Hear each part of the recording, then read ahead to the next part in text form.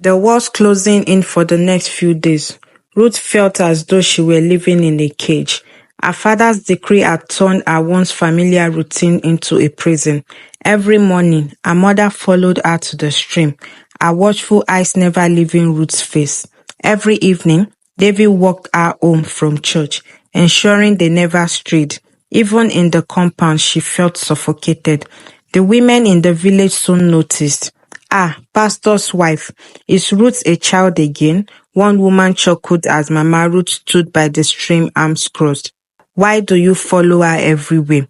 Mama Ruth smiled tightly. A mother must be vigilant. Ruth lowered her gaze, pretending to be absorbed in rinsing her water pot. She could not risk looking up. What if Fagbemi was near? But he wasn't. Not that day, not the next, not the one after that. At night, she stared at her ceiling, willing the tears to stay away. Had he given up on her? No, Fagbemi was not like that. She just had to find a way.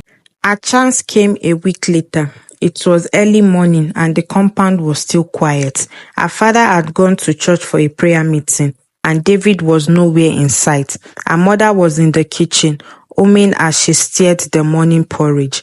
Ruth's heart pounded. If she was quick, she could do it. With shaking hands, she tore a small piece of paper from an old notebook and grabbed a piece of charcoal. Her fingers trembled as she wrote, "Fagbemi, they are watching me. I cannot come to the stream. I need to see you." She hesitated, then added, "Tell me where. I will find a way." Folding the note tightly, she tucked it into the folds of her wrapper.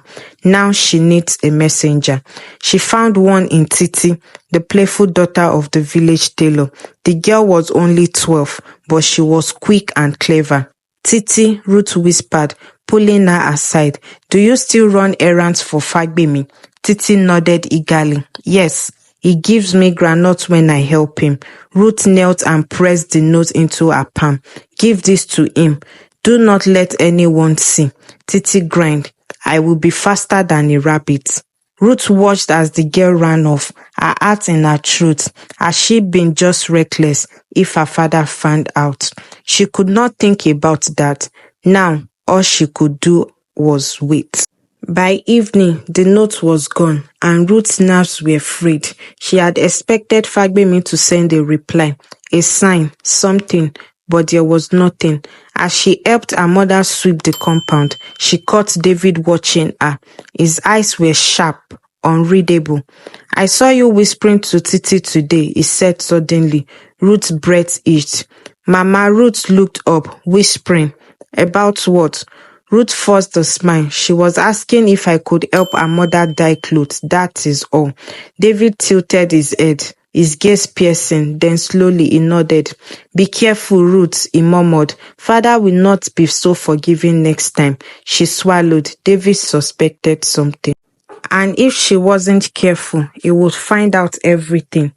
The night air was thick with the scent of damp earth and distant wood smoke. The village had settled into its usual night rhythm, soft conversations drifting from huts, the occasional bark of a dog, the rustling of palm fronds swayed by the breeze. Ruth pressed herself against the mud of her father's compound, heart hammering. This was madness if she was caught.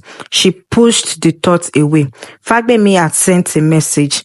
Titi had returned that afternoon, slipping a tiny piece of folded cloth into Ruth's hands before running off to play.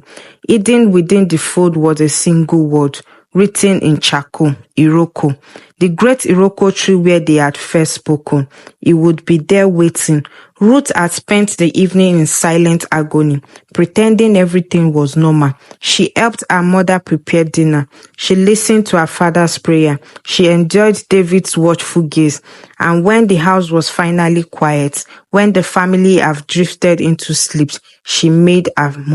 Now, standing in the darkness, she exhaled and stepped cautiously into the night, a risk worth taking. She knew the village well, where the paths curved, where roots creaked underfoot. She moved swiftly, sticking to the shadows, heart thudding in her chest. Every sound made her flinch, but she pressed on. The Roko tree loomed ahead, its mighty branches stretching towards the sky. A lone figure stood beneath it, tall and unmoving. Fagbemi.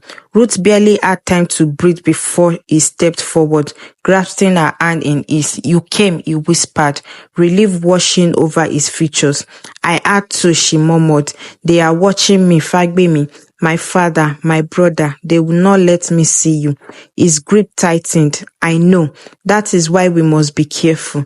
He studied her face, worrying itching into his brow. "I hate that they are caging you like this."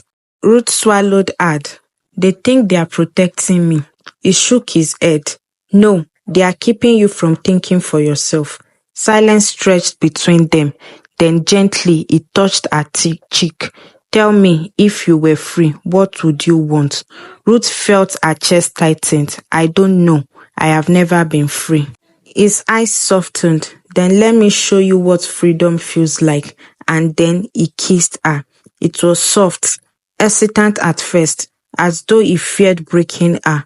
But Ruth, who had been told all her life that she could not feel, leaned into it, her hands gripping his chest, her heart pounding against his. For the first time in her life, she felt alive.